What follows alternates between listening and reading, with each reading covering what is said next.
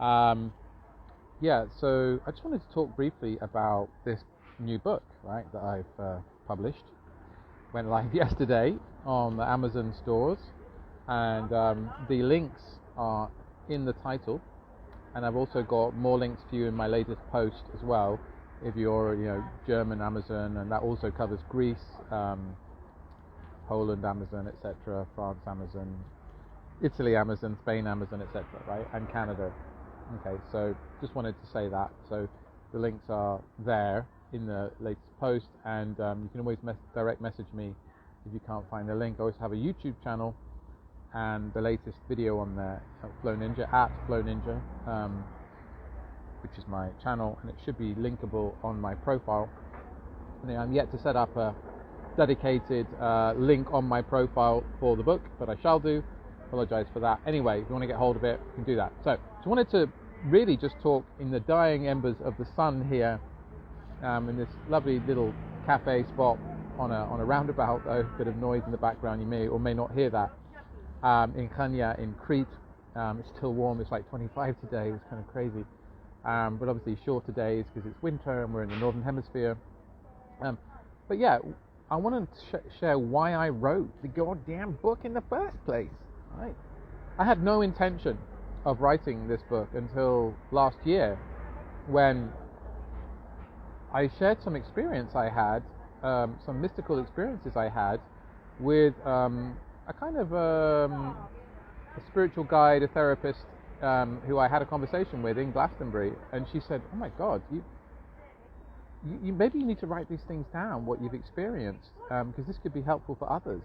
So have you thought about that?" And I now know that she was acting from her intuition. She was getting guidance that, yeah, tell him to do these things. And so I rocked up to Glastonbury last year. Glastonbury is a town in the west of England, in the UK, right?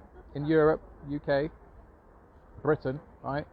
And Glastonbury has a history going back, we don't even know. Like, they say at least 10,000 years of the presence of it being a ceremonial site. So that gives you some kind of clues about the sacredness and the power of it.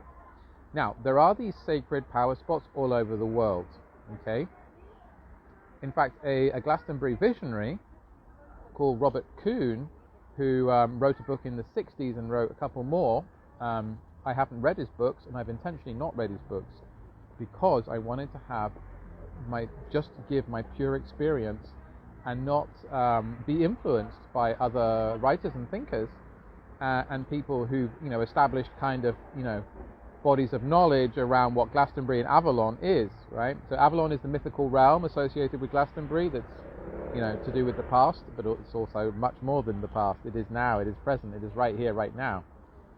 Anyway, I wanted to, hi everyone, by the way, hi Light of Your Grace, hi, God, I wanted to message you about this, about the book. Anyway, lovely to see you. Fleur, shuffle sounds, Leo, hi.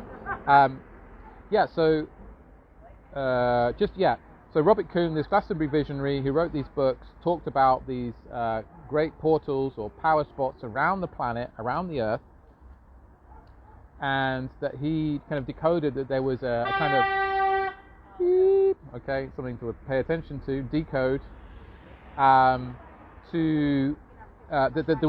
there is this incredible snaking serpent-like energy that crosses around the planet and weaves its way through these portal power points. Places like Lake Titicaca. Some of you may have heard that that's the navel of the Earth. Others of you may have heard that Crete is a navel of the Earth. Interesting, and they talk about that here, the spiritually connected New Agey types like me. But it's not coming from me, it's coming from a friend, Satirist, but that's another conversation. But yes, Lake Titicaca being this amazing vortex and this kind of I think it's the navel or the sacral center of the Earth. You've got Teotihuacan. You've got the Mayan pyramids. I believe it's or Lake Atitlan as well is another. The serpent passes through that. I spent a year there in 2021. You've got Bali. You've got Sedona. You've got Giza in Egypt.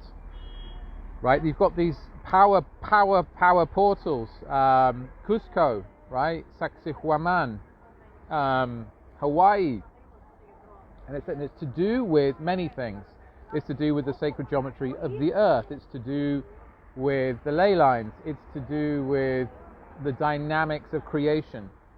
And these points are really, in some ways, where the energy spirals in from the non-physical, let's say. That's one way to look at this. But it's different qualities of energy. And just like the human body has an energy system, the chakras is a well-known model and a map of the human energy system, so does the planet. You could say perhaps all beings have a kind of matrix energy system that organizes our energy, right? Organization of energy. You know, the higher levels of complexity, the more organization. And so some say that, and Robert Kuhn, this Glastonbury visionary, said that he identified Glastonbury as to be this heart chakra, along with Shaftesbury, which is another town. So somehow in between, or maybe them together, or there's some kind of loop, or I don't know. But now, when I used to go to Glastonbury just for a day, you know, very occasionally, like once every couple of years, or 2 or 3 years, or more, maybe every 5 years, and it would just be a place I would pass through. People would talk about the spiritual energies of Glastonbury. It was clearly a spiritual place, but I hadn't penetrated through the veil, right? So it was just kind of like, oh, kind of a cool place. Right, anyway, last year I went there, I rocked up to Glastonbury, and lo and behold, I was able, you know, I had a place to stay, and so I stayed. And, you know, it was almost from day one that I was just immersed in these very, very high frequency energies. I was having visions, I was having downloads, insights, having incredible magical synchronicities, meeting incredible people, meeting people I'd met in Guatemala who are healers and light workers, people I'd met in India. Like, it's just like, wow. And you know, these places, they attract obviously bright souls, souls here who are on the path of service, on the path of transformation and the path of ascension. And there was just one thing after another. It was like one day to the next day, there was something cosmic going on, you know, incredible healings, again, as I said, downloads, insights, visions, etc. And I started to really connect with what Avalon is, and I had previously no idea at all. And suddenly, Avalon was being revealed to me, that it is this realm, this magical, mythical realm that we can all access. But it is kind of connected and located in this vortex that is Glastonbury. That's like almost like the entry point, or the interface with the physical dimension, the 3D dimension, the third dimension. There's Glastonbury tour, which is pivotal in all of this. Anyway, so 3 months in, I'm like, okay, I have to write this book, right? But having like, you know, profound levels of God knows what you could even describe it as, source consciousness, interaction with celestial beings, etc. And I was just, okay, I have to write this. And it has been writing itself through me. And finally I got it out just now, yesterday. It actually, it got produced, got downloaded. The mother load landed in the form of a physical book, a paperback. The Kindle I'd already done like a month earlier. And yeah, so it's out. And so I just wanted to come on here and go live and just say, you know, this is what's going on. Just release this book. It's non-fiction, right? It's non-fiction. It's not fiction, right? These things happened. These experiences were real, and it's an invitation to connect with Avalon yourself, to have your own direct experience, right? You can have that direct experience now, here and now, or you can have that direct experience coming to the place of Glastonbury, the physical location. right? They will be different because the more you are, the closer you are, let's say, to ground zero, the more intense it's going to get because you have a physical vehicle, and that physical vehicle is going to interact with the energies of the place, right? This is the beauty of sacred geometry, right? You are, so there's a bit of a loud Greeks, right? The Greeks are loud, I'm not going to lie. But anyway, I think it's ending, the conversation is slowly ending here. Anyway, but it's kind of sweet, the Greeks are sweet, they're very, very social, but they do kind of like shout at each other. And you think they're having an argument. These people are having an argument, but no, they're not actually having an argument. They're just chatting. But anyway, it's kind of interesting. There's a lot of passion, there's a lot of energy in this, and that's also I received that being here as well. So, anyway, hello, corn knockers, Worthing chap, Polar Maid, Nick Verrill as well, Polar Mermaid. Polar Mermaid, you want to send a request to be in your live video? Oh. I don't know who you are, Polar Mermaid, so can't do that. But great. Simon, hello. So yes, so circling back to Avalon, to the book. These are the reasons why this book got published, or why I wrote it. There were many prompts along the way, and it's an invitation to connect with Avalon yourself. It's an invitation to go within, to connect with your own mastery, to have your own inner alchemy. And ultimately, and it's not even in the book, because like now I've kind of like had a new level of realization, which is about the Hyros Gamos, the sacred union. And that's ultimately, I do refer to these kinds of qualities in the book, but they're like the latest thing. Of course, this is always evolving, is that, ultimately, Avalon is about the Hyros Gamos, the inner union, right? The divine union, the sacred marriage.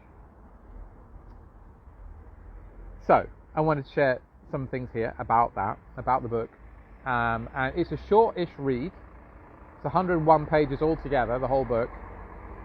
So don't feel like, oh my God, it's another book that I'm just going to like start and I'm never going to finish. It's not one of those books. Hopefully not. I feel it's highly readable. I believe I'm a pretty, good writer. I've been told that. I studied creative writing at university. I've always enjoyed writing, and I've been on and off practicing journaling and writing and everything else. And I wrote a book in 2019, is it? 18? I can't remember. That was my first book, and that hasn't still yet to be published as a paperback, but it's on Kindle. Now, what else about the book? What else about Avalon? Do you have any questions for me? Now would be a good time to ask. Polar Mermaid says, good luck with your book. I only pressed the request as I thought it was necessary to watch your video. Oh, okay, good. Hi, Joanne. Great, okay, thank you. Thank you for chiming in. I appreciate that. It's great, gives me something to talk about or speak to. We have met, apparently. Okay, Joanne, amazing. Oh, right. Where did we meet? When and where? Do you remember? Hi, Sophia. Sophia. Hi, how you doing?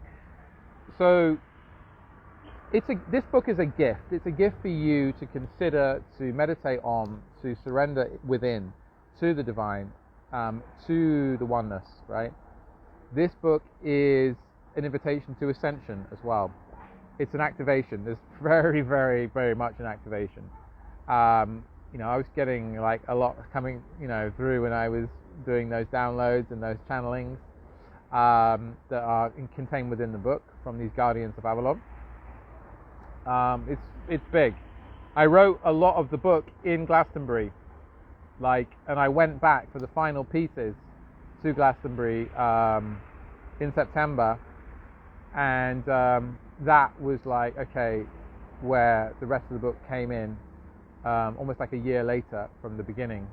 So it's like a full cycle of a solar cycle, solar year, and yes, it now feels complete. So it had to be birthed, right? And here I am birthing it. Now, how could you support if you're interested? Well, you could read the book. You could buy the book. You could share the book. You can talk to other people about it.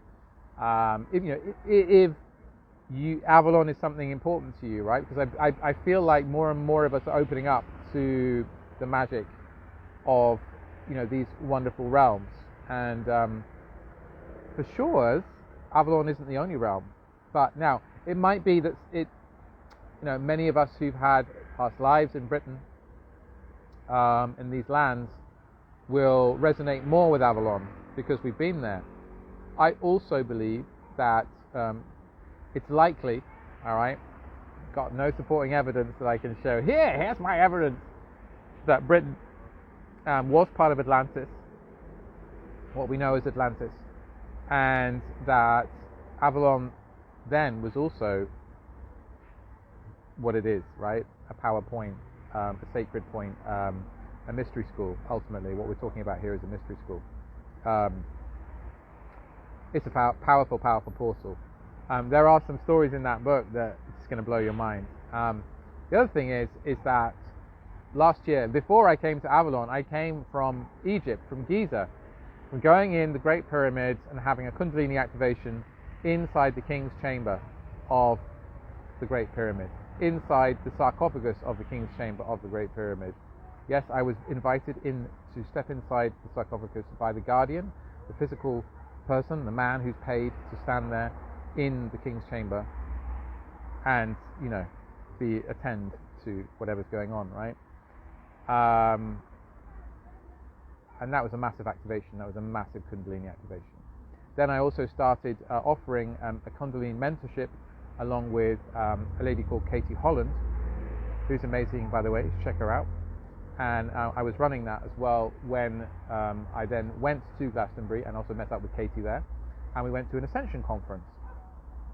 And that's when it all kind of the Avalon stuff all started. So it's almost like going to Giza, going to Egypt, and having that immersion initiation was the precursor needed for the activation and the revelation that happened in Avalon, in Glastonbury. It's almost like there is a connection, and of course there is, right? Those who know that Avalon, Glastonbury is deeply connected with Giza, Egypt, and Egypt in general. That basically there is a way to connect, let's say, energetically between the two. So I'll leave that there for now.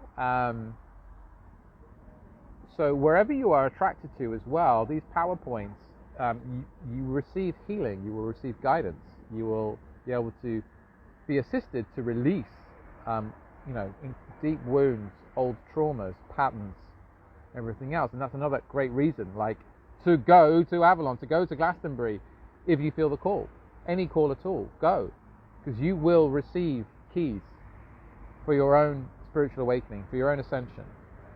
You will have assistance and support in healing your deepest, oldest wounds. Right? You're not meant to suffer. You're not meant to live in misery. You are a light. You are here to prosper, to shine, to thrive. Right? And as such, with these other power points on the planet, they are a massive gift for us to go in and receive healing, to have upgrades, to interact with the logos of the planet, to interact with the energy body of the planet, to receive codes. Our DNA is a key, right? Your DNA is a key. If you're watching this, it's likely that your DNA is a key at these sacred sites and power spots for activation. It's a two-way exchange. You activate the point, the portal activates you. How about that, right? This is the sacred union, right? This is one aspect of the sacred union. So I didn't expect to be talking about this, actually. So I hope that's helpful. I'm interested to know what your experiences are if you've been to Avalon, if you've been to Glastonbury, if you've been called there, what that is for you. Just share in the comments. You can ask me a question. Hi Charlton, hi Heidi, great to see you. Hi Gruesome Slots, hi Queenland Musical Theatre. Yes, hi guys. Just checking if there's any other comments or anything else going on. Look another way. How you doing? Bo Jekim, how you doing? Yeah, lovely to see you all. So yes, yeah, available for questions for a little bit right now, and yeah. So my next book around this might be something like a compilation of experiences that light workers, healers, guides, etc., and visionaries, or anyone who's been called to Glastonbury, to Avalon, have had, right? Because I'm interested in the direct experience. Yes, we can read scholarly compendiums of what people believe has happened and the significance of a place based on archaeology, based on written records, right, that we can eke out, right? But you have to, again, be very critical of the sources, and because things are written for a certain reason, and we don't know why that reason is, and is something fiction, is it fact, etc. But yes, there are people who've written books about Glastonbury who've compiled info based on records and documents and everything else, and there's some really interesting, compelling info in there, right? About the Yeshua coming to Glastonbury, about Joseph of Arimathea, the Mary Magdalene. The first church could have been, right, the Glastonbury Abbey, first church in Britain. Was it created, built, consecrated by Yeshua and Mary Magdalene? These are some questions. Were the bodies that were said to have been King Arthur and Guinevere, that were exhumed from the grounds of Glastonbury Abbey by the monks back in, God knows, in the medieval times, were they really the bodies of Yeshua and Mary Magdalene? Some believe they were, right? But I think it's equally fascinating whether they were King Arthur and Guinevere or whether they were Yeshua and Mary Magdalene, right? And what is said is that there was a pyramid grave, right, which is very interesting if you get the connection with Atlantis and you get the connection with Egypt, right? There was this pyramidal grave or monument that they were buried beside or whatever, not quite sure, can't quite remember. Anyway, kind of crazy, fascinating stuff, right? And the thing keeps revealing itself, right? The veil is getting thinner and thinner and thinner as we move through this ascension cycle, as we move through this planetary-wide awakening, as more gets revealed, right? As the light gets brighter, as the photon belt penetrates our DNA and activates who we really are and the true memories, right? Activating the higher harmonic universes that we can access through our DNA. Now, for some of you, this is going to resonate. For others, it's going to be like, what is he talking about? So anyway, I'm curious if you have any questions. And also, would you like to get a hold of the book? If you do, send me a message to get the link. If you can't use the link, it's not clickable for you. And yeah, it's a great read. I'd love your support with it. I'd love your reviews, 5 stars if possible. And yeah, help others understand the meaning that it's made for you, the sense that it's had for you from reading the book. I believe you could read the book in like 3 hours.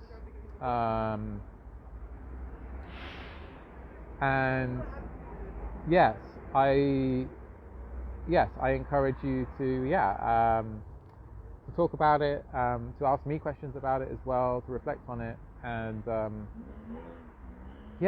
think I've said everything I can really in this ongoing live.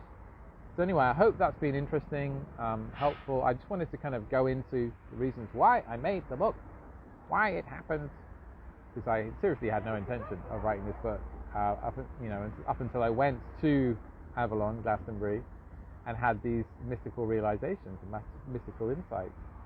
And then I realized I have to write about these and I have to share these with humanity, because Avalon has an incredibly beautiful message of love for humanity.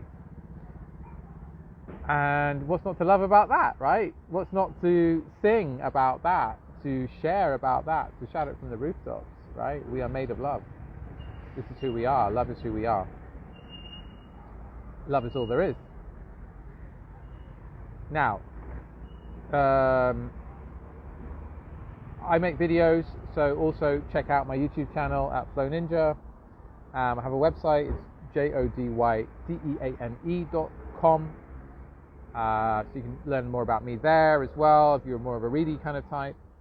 And if you'd like clarity, a bit more clarity on your soul awakening path, and an activation for a higher kind of purpose and the highest timeline, then I'm offering some gifted 20-minute calls, gifted, and you can book that call by commenting soul in here. There also may be a link somewhere on my profile link to book that call, can't remember. And yeah, and if not, anyway, on my YouTube channel, capital F Flow, capital N Ninja, as in Flow Ninja, at Flow Ninja, which is also linked on my profile through the profile link, the Flow link thing. So anyway, that's it really. That's it from me. I hope you're doing well. I hope you're having fun with your life. If you're not, maybe it's time to do something about it, because you're not here to suffer. So, sending you lots of love, blessings to all, and bye for now. And get the book. Yeah, all right. Bye.